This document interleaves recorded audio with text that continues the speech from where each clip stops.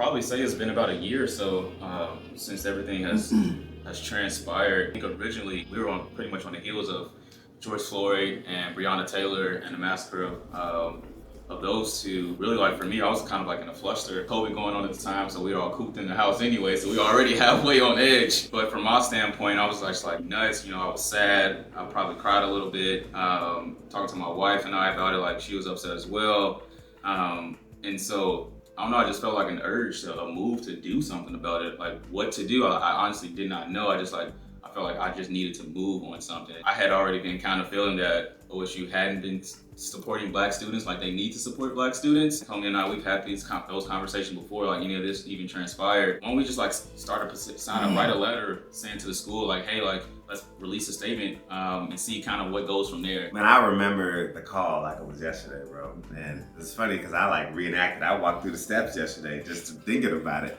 So, you know, as you're saying, a closed mouth doesn't get fed. Like you was pretty much the one telling us, like, let's eat. So I read it and I was like, okay, let me see what my sister thinks because she's kind of my sounding board. I think all of the Black students were kind of reeling. I told my advisor person, I'm like, can I take my vacation this month? Like, I don't want to go in. Like, I don't want to interact with people.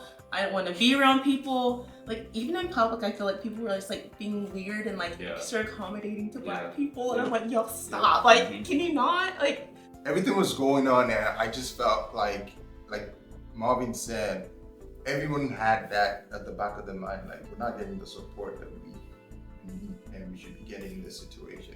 Posted something about it on Slack, yeah. And I was like, you know, like your friends are hurting, like your Black friends are hurting and this is an opportunity for you to be available. There have been conversations about diversity, inclusion, equity. But for me, I just feel like diversity is just having people from all parts of, you know, the world, or from different ethnicities, different backgrounds, different languages, different perspectives of life, and bringing all of those people into a pool. I bring what I have to offer. You bring what you have to offer. You bring what you have to offer.